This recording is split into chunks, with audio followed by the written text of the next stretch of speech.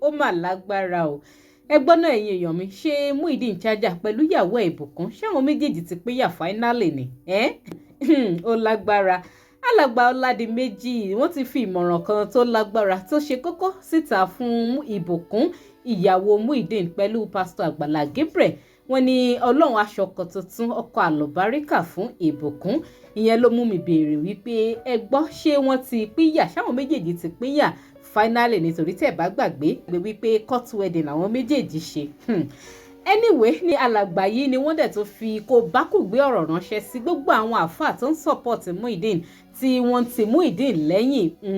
Nínú fọ́nrán yìí ẹ máa gbọ́ ìdí tí alàgbà Ọládìméjì fi ní ìkà ọ̀dájú ènìyàn ní gbogbo àwọn tó ń ti Muyideen lẹ́yìn lórí gbogbo ságà tó wà níta pẹ̀lú òun àti pásítọ̀ Agbala Gabriel. Wọ́n ní torí tó bá ṣe pé lóòótọ́ ó ní àwọn àfáà yìí ni wọ́n fẹ́ràn Muyideen tí wọ́n nífẹ̀ẹ́ dẹnu tó sì fẹ́ gbèjà ẹ̀ gẹ́gẹ́ bí wọ́n ṣe ń sọ wípé ó ṣe ló yẹ kí wọ́n lọ mú ìkan lára àwọn ọmọ ìyá wọn kí wọ́n fi fún Muyideen gẹ́gẹ́ bí aya torí tó bá ní kàn dàálẹ̀ kan tó sà tí ìbáṣọ ọpẹ́lọpẹ́ pásítọ̀ Agbala Gabriel tó mú Muyideen kúrò nínú ẹrọ̀fọ̀ tó sọ ọ́ di èèyàn. Ǹjẹ́ Muyideen lè rí Ìbùkún ní títì kó wá kẹnu òfẹ́ sí bí? Ọ̀rọ̀ pọ̀ nòwe kọ́bọ̀ ẹ̀yẹ èèyàn. Alàgbà yìí wọ́n tẹ̀ sójú àwọn tó ń support Muyideen ní kẹrẹkẹrẹ. Ẹ má jẹ́ rojọ́ jìnnà.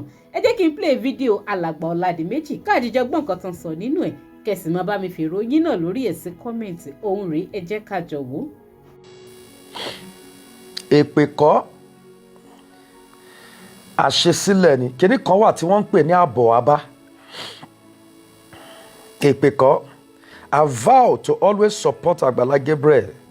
Nígbà tí mo kọ́kọ́ jáde gbàrà tó o bá rántí pé wọ́n máa jáde o náà tí ẹ̀ tí nǹkan ìṣẹ̀lẹ̀ ò tí ì ṣẹlẹ̀ rárá bí wọ́n máa jáde o wọ́n máa jáde wọ́n máa sọ torí pé ìlú yìí ti build ẹranko gan.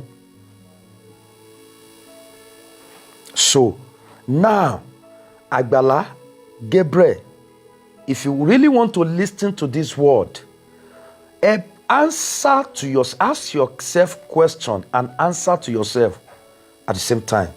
Ṣẹ́rí gbogbo àwọn tó ń wí wóró kiri orí social media. Mo ti ní tán bá ti jáde bá jáde but mo rí pé ọ̀pọ̀lọpọ̀ èèyàn ti jáde so kó bá dà pé àbí ṣe ló fi ń wá follower àbí ṣe ló mo kàn panu mọ́ mi ò sọ anything. N tó jẹ́ kí n wá jáde torí pé Muyideen ò ní làákàyè àti àwọn àfáà tó mú kiri. Ìbùkún Ọlọ́run á pèsè ọkọ gidi fún ẹ.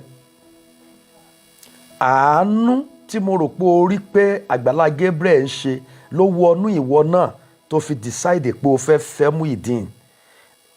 Because mo ti listen sí àwọn ọ̀rọ̀ ẹ mo dẹ̀ ti rí yàtọ̀ sí wípé bóyá ìlàkọjá kan wà tí ó jẹ́ pé gbogbo ọmọ ẹ̀dá ènìyàn náà ló ń là kọjá.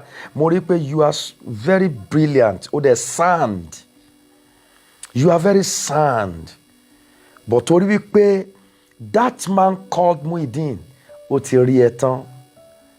Ìyàwó ẹ̀ ṣé o lè máa lọ ní títì? Ṣé Ìbùkún lè máa lọ ní títì?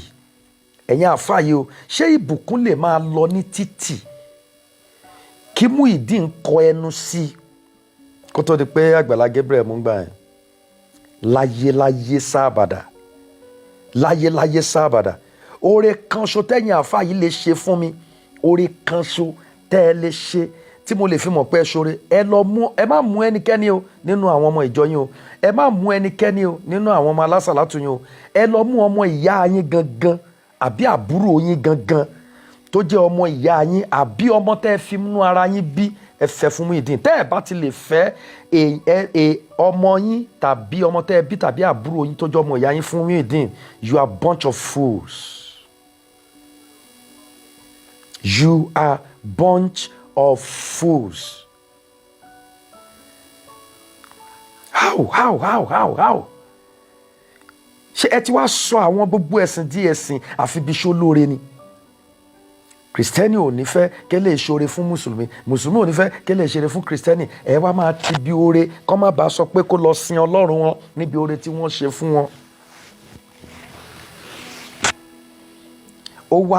Ẹ wá gbé voice note síta lórí ọmọ lọ́mọ. Ìbùkún wàá ṣoríire. Wo bí wàá jẹ́yàn láyé. Ọládìméjì ló ń sọ̀rọ̀.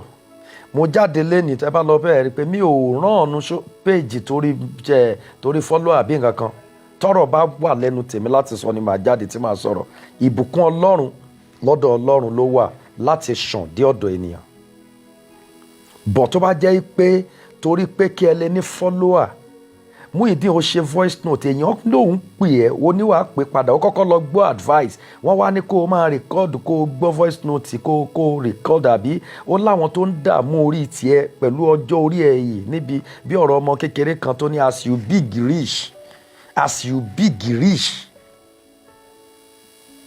làákàyè rẹ ò tiẹ̀ wá pé débi pé àwọn kan ló wá ń tiẹ̀ gbọ̀ngbọ̀n lẹ́gbẹ̀ẹ́ títì. Ṣé wọn ò rí ẹ tẹ́lẹ̀ ni? Wọn ò rí irun ẹni, wọn ò rí eyín ẹni, rẹ́kọ̀dù máa wà ńlẹ̀. Thank God for Agbala tó máa ṣe fídíò ẹ̀, kì máa ṣe pókàn ní kó wá bá òun, ó máa ṣe fídíò, ó jàjàgà lára ẹ̀ bí ìgbà tí wèrè ń rìn ni, bí ìgbà tí wèrè ń rìn ni, ó wá já lára rẹ̀. Ọlọ́run Apostle Ayọ̀ Babalọ́lá wá ràn ẹ́ lọ́wọ́, ìpínlẹ̀ májẹ̀mú wá gbé ọ, ó ṣàánú fún ọ. Èèyàn wá wò pé ẹgbẹ́ títì ló ti rí ẹ, ká ní ó rí ẹ níwájú mosque ní aṣọre fún ẹ níwájú mosque á fi ẹ lẹ̀. Ẹgbẹ́ títì ló ti rí ẹ, ó rí ẹ bíi pé ẹni tí ò ní kan tó ń ṣe kan. Lóòótọ́ Muyideen lórúkọ ẹ Muslim, so kò sí mọ́ṣáláṣí níbi tó ti ń ta kinní ni, tó ti ń ta tẹ́tẹ́, àbí kò sí mọ́ṣáláṣí níbi tó ti ń ta gbogbo ohun tó ń ta ni. Ó dẹ̀ ń ta, ó dẹ̀ rí ẹ lẹ́gbẹ̀ẹ́ títì, ó dẹ̀ mú ẹ lọ, ó dẹ̀ believe pé wẹ́ ẹ jẹ́ ká sọ̀rọ̀ Jésù fẹ́lẹ́ kó wà nù chọ́ọ̀chì kan ó lẹ̀ máa mọ́nítọ̀ ẹ̀. Ó wá di pé chọ́ọ̀chì ló kọ́lé ẹ̀ sí fún, kíní kan ló kọ́lé ẹ̀ sí fún. Ṣé bẹ́ẹ̀ ti gbé POS lé lọ́wọ́, ẹ ti gbéṣẹ́ owó tí ó fi ráàyè a máa gbé lórí bàbá Ìjẹ̀bú àbí bójá wọn sporty àbí kíní wọ́n sọ yẹn. Can I tell you the truth? Ẹ sà, gbogbo ẹ̀yin bloggers tẹ́ ẹ jáde fún ìbùkún, tẹ́ ẹ ń bú ọmọ yẹn, tẹ́ ẹ gbọ́ voice note tó ti ń béèrè, tí ó ń sọ pé tí mo káwọ́ àti Àgbàlá, ẹ fún ní statement tó máa issue síta, ẹ fún ní statement tó máa alter out so that a lè wà nínú record. Ọmọ yẹn wá fẹ́ sọ̀rọ̀ tiẹ̀, ẹ jẹ́ ká gbọ́ ohun tó sọ. Ṣé bí Muyideen ló pé èèyàn méjì ló ń sọ̀rọ̀ lórí fóònù náà, ẹ dẹ̀ play voice ẹnìkan, ẹ play ẹnìkejì ká gbọ́ bó ṣe sọ pé má bínú o, má ṣe gbá o, kíní kan bó ṣe ṣẹlẹ̀, ẹ dẹ̀ cut tiẹ̀ off, ẹ play ẹ̀ délẹ̀. Ìbùkún challenge yín, ẹ dẹ̀ lọ wá ṣẹ́ṣe àbí kẹ́ dókòtò ọkọ yín. Táyé pé Nàìjíríà lẹ wà, kẹ́ wá kan ṣe bó dẹ̀ jẹ́ pé overs lẹ wà, kẹ́ jẹ́ kí ọpọlọ kó balance, kẹ́ máa wùwà ẹ mọ̀ pé gbogbo ohun tẹ́ ń ṣe ìbí ìgbà tẹ́ ń ṣe, gbogbo owó orí Facebook tẹ́ ń gbà bí ìgbà tẹ́ ń ṣe ṣó ọ̀rọ̀ ni. Tó yẹ pé oṣó tẹ́ ẹ ṣẹ́ yẹn ògo àrọ́mọdọ́mọ yín lẹ ti lò. Gbogbo ẹni bá fi Facebook bá ní lórúkọ jẹ́ gbowó, àrọ́mọdọ́mọ rẹ̀ ò lè rí nǹkan kan ṣe mọ́ láyé torí pé ìyá àti bàbá ẹ̀ wọ́n ti jẹ ògo wọn sẹ́yìn. Yes, I'm saying this because of Agbala Gabriel and ìbùkún Olúwa tí gbogbo yín tẹ́ ẹ kó obìnrin náà dẹ̀ lẹ́yìn. Tó bá dẹ̀ túdi yín wò bẹ́ẹ̀ ṣe wà yìí, tó bá túdi yín wò, gbogbo ẹ̀ fi gbogbo ara sàn nílé ọkọ náà, ẹ̀yin ọkùnrin náà ẹ̀ fi gbogbo ara sàn pẹ̀lú àwọn ìyàwó yín. I don't understand. So then bá fẹ́ sọ tèmi, I will speak out and I will say my mind. So that is it. Agbala, answer to yourself. Ìbùkún Olúwa máa pèsè ọkùnrin rere fún ẹ, ọkùnrin alálùbáríkà. Ó jẹ́ dúpẹ́ tí wọn ò fẹ́ lọ dógò lọ́dọ̀ bàbá Ìjẹ̀bú pé wọ́n gangan ni wọ́n múlẹ̀ pé tí n bá ti jẹ́ o, ìbùkún ni kẹ́ ẹ máa mú lọ. You are 100% a beautiful woman. Focus on your life. Ogun ṣẹ́ fún ẹni o, ogun ò jà ẹ́. Ẹni bá lógun ló ń jà ń tanra wọn. Muyideen nìkan bá lọ ṣẹ́ ogun ẹ̀, wọ́n wá dé fìlà fún. Mi ò rí lórí social media kó kéwúrí kó ka kéwú síta báyìí. Ẹ wá mú sẹ́gbẹ̀ẹ́, ẹ mú Muyideen sẹ́gbẹ̀ẹ́, àwọn ẹ mú lọ sí wàṣíkiri ẹ gbé POS lé lọ́wọ́. Èmi rò pé ó yẹ kẹ́ ẹ lọ kọ́lé fún straight ni, ó yẹ kẹ́ ẹ kọ́lé fún. Ṣé ẹ rò pé àwọn àáfà, ẹ rò pé àwọn kàlífà, àwọn ṣéwù yẹn, ṣé ẹ rò pé wọ́n gọ̀ ni? Àbẹ́ rò pé bẹ́ẹ̀ ṣe mú jáde yẹn gbogbo mùsùlùmí máa rọ́ tẹ̀lé yín pé kí wọ́n lọ kọ́lé fún. Ẹ̀yin èèyàn tẹ́ kàn ń wùwà bí ẹni tó ní dáńgbáná ṣókó lórí. What kind of embarrassment is that? You people are doing as if pé bóyá ti ẹ̀ wò ká ti ẹ̀ wá fi ti ìran Yorùbá wò pé láàrin èmi àti yín ká yọ pé mo jẹ́ Kristẹni kúrò, ká yọ pé ẹ̀yin jẹ́ àfà kúrò, mùsùlùmí. Ẹ jẹ́ ká jọ wò ìgbésẹ̀ tẹ́ ẹ gbé yìí, ṣé èèyàn á máa gbérí ẹ̀ láti jẹ́ kẹ́nìkan fi ibi ṣó lóore kí irú ẹni yẹn dẹ̀ máa rò pé àwọn ọmọ òun máa ṣoore lọ́jọ́ ọ̀la. Nígbà tí gbogbo wa bá lọ tá a bá kú tán, ohun tá a bá gbélé ayé ṣe ló máa sọmọ wa pé kó rìn ire àbí kó sọmọ wa pé kó má padà láàánú. Ìwà burúkú, ìwà wèrè, òun ni gbogbo ẹni tó ń tẹ̀lé Muyideen ń wù tẹ́ sọ pé ẹ̀ ń wùwà. Èmi sọ lè mo dúró náà o.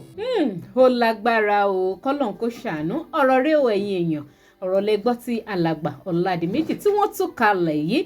Lóòótọ́ ó ní àṣélẹ̀ báyìí, ó ní àbọ̀ wá bá.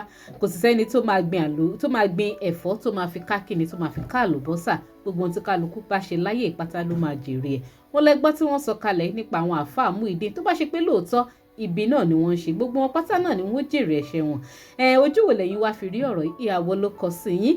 Agẹ́gẹ́ bí mo ṣe sọ náà lẹ́ẹ̀kan wípé ìgbéyàwó court wedding ó ní Ìbùkún àti Muyideen Chaja ó ní wọ́n ṣe. Tí Ìbùkún bá fi wípé ó ti tó àsìkò fóun láti move on pẹ̀lú life ẹ̀, why not? Kò sẹ́ni tí ò understand wípé ìgbéyàwó yìí níbi tí ó dé dúró tọ́rọ̀ wọn dé dúró yìí, èmi ò rò wípé lọ́kàn tèmi gan mi rò wípé bóyá ó tún lè wọ́ọ̀kì mọ́. Why not? Kó jẹ́wé fún Muyideen kó máa bá ìgbésí ayé tiẹ̀ lọ. Ọlọ́run á dẹ̀ ṣọkọ àlùbáríkà fún gẹ́gẹ́ bí alàgbà Ọládìméjì bí wọ́n ti ṣe ṣàdúrà yẹn. Ẹ̀yin èèyàn mi, ẹ máa bá mi jèrò yín lórí ọ̀rọ̀ ìsí comment tí gbogbo ọlẹ́ lérò wípé ọ̀rọ̀ Muyideen Chaja yóò já sí. Ǹjẹ́ àwọn àáfàá tó ń tì lẹ́yìn yìí ṣé kò lọ́wọ́ kan bákan nínú, because ọ̀pọ̀ wa náà láti ní different opinion nípa ẹ̀. Ibo lọ̀rọ̀ wọn lè já sí, ibo ló likely kó já sí. Ẹ máa bá mi sọ sí comment. Ẹ má wá gbàgbé láti máa bá mi follow DJ Naija online lórí Facebook. Gbogbo ẹ̀yin tẹ́ bá ṣe darapọ̀ mọ́ mi for the first time, link tó wà ní comment section video máa gbé yín lórí Facebook page wa. Àwọn gbogbo ẹ̀yin tẹ́ ṣe ń darapọ̀ mọ́ mi náà lórí YouTube, ẹ dákun ẹ máa bá mi click lórí subscribe button tó wà lábẹ́ fídíò yìí. Ẹ máa bá mi like kẹ́ sì máa share fọ́nrán yìí kó máa lọ lórí ayélujára. Kémi àti yín ká tún ríra láyọ̀ àti àlàáfíà. Ó dàbọ̀.